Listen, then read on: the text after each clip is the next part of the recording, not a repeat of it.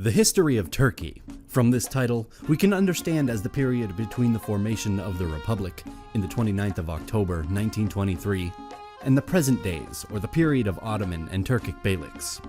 But we are going to refer to the entire period of known history of this land.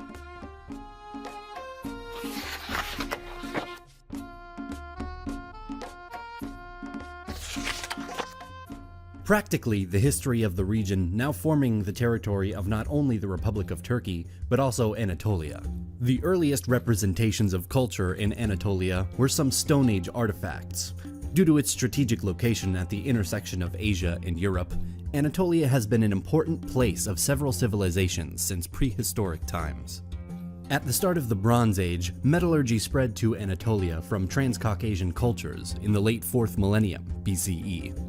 And it slowly entered in the sphere of influence of the Akkadian Empire. Many civilizations existed here. Speaking about one, the Hittite civilization was a member of an ancient Indo-European people who appeared in Anatolia at the beginning of the 2nd millennium BCE.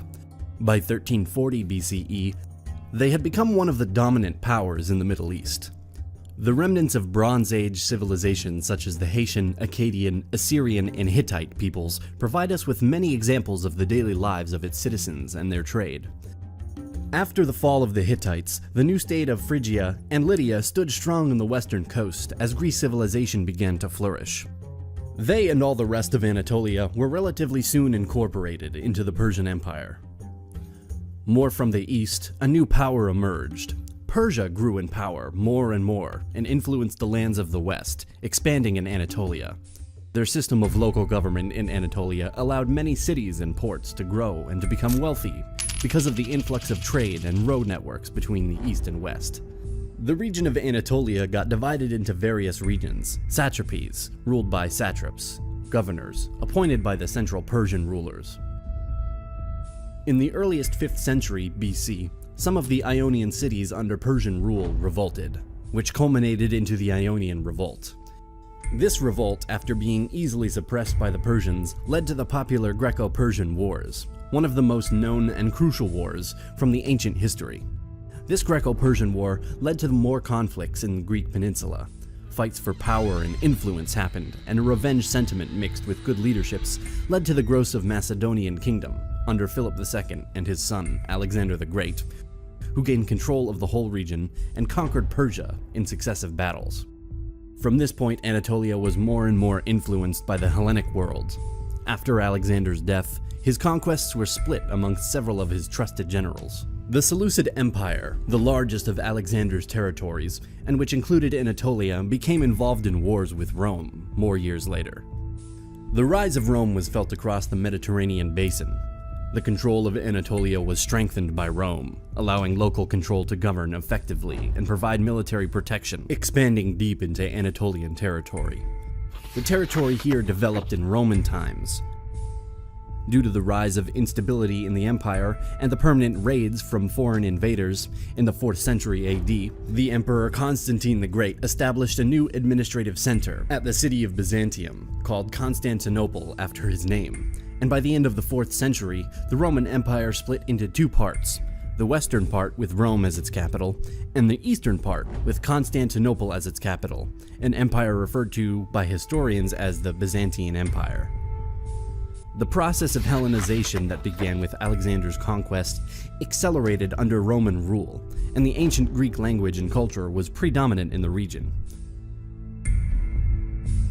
Turkic peoples and related groups migrated west from Turkestan and what is now Mongolia towards Eastern Europe, Iranian Plateau, and Anatolia.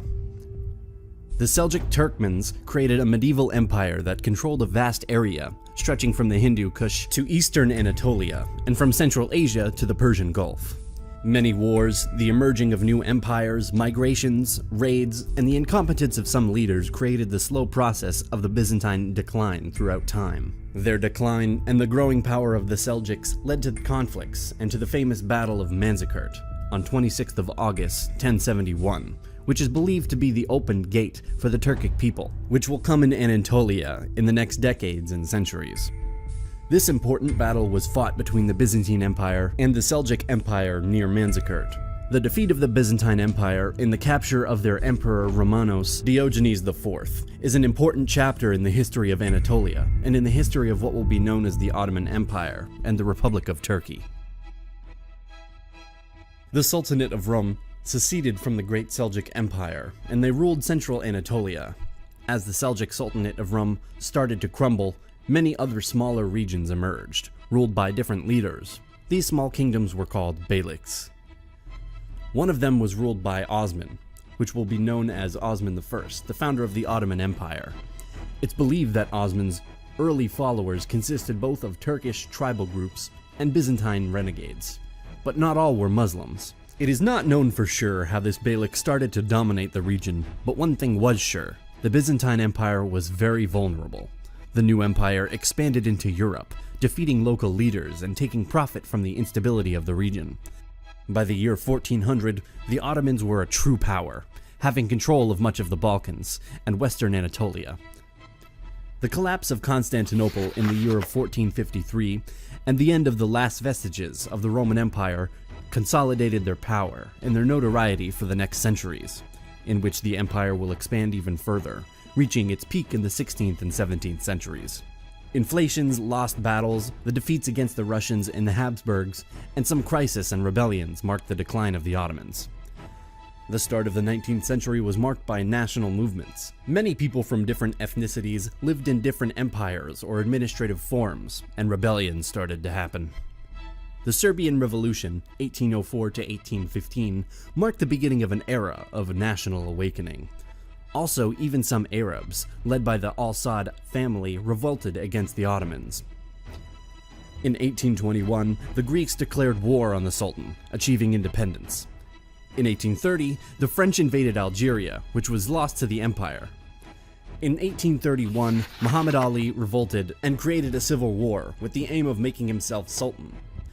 As we can see, the Ottoman experienced huge instability, marked by defeats, bad administration, revolts, and national movements across the empire, due to its overextensions on lands with different peoples and cultures. The empire continued in the next years of the 19th century to lose wars and territories, and to fail in the creating of new reforms. The collapse of the empire is a more detailed subject, but if you want to know more about that, we already made a more detailed video about their collapse. At the start of the First World War, the Ottoman Empire was at its final days. Joining the Central Powers in the conflict after their defeat, the empire crumbled and many of their territories were conceded in favor of Greece, Italy, Britain, and France. This loss created the start of the Turkish national movement, which will be known as the Turkish War of Independence, led by Mustafa Kemal. By September 18, 1922, the occupying armies were expelled. On November 1st, the newly founded parliament formally abolished the Sultanate, thus ending 623 years of Ottoman rule. The Treaty of Lausanne of July 24, 1923, led to the international recognition of the sovereignty of the newly formed Republic of Turkey as the successor state of the Ottoman Empire, and the Republic was officially proclaimed on October 29, 1923, in the new capital of Ankara. Mustafa Kemal became the Republic's first president of Turkey, and subsequently introduced many radical reforms. More rights for women were established, a new writing system in the Latin alphabet for the Turkish language was created, and many others. Turkey was neutral in World War II, and they refused German requests to allow troops access to its borders into Syria or the USSR. Due to the growing tensions of the Cold War, the US guaranteed the security of Turkey and Greece. Turkey joined NATO in 1952, an important member, especially due to its geographic position at the border with USSR. On the island of Cyprus, instability and conflict started to exist, and a military coup of July 1974, overthrowing President Makarios and installing Nikos Samson as a dictator. Turkey invaded the Cyprus in 1974. Later, the Turkish Republic of Northern Cyprus was established, but just Turkey recognizes it. The single-party period was followed by multi-party democracy after 1945. The Turkish democracy was interrupted by internal problems and by military coups in 1960, 1971, and 1980. Since the liberalization of the Turkish economy during the 1980s, the country has enjoyed stronger economic growth and greater political stability. Also, a boom in population happened in this country, growing from 17 million people in the 1930s to over 80 million today. We know that there's more to discuss about this topic, and we will cover more details in future episodes about the history of the Turkish people in Anatolia. So be sure to subscribe to our channel to receive more interesting animated episodes about our history. Also, we cannot end this video without thanking our few but very generous supporters on Patreon. Your support is much appreciated and it helps our work a lot. Thank you for watching and see you in the next one.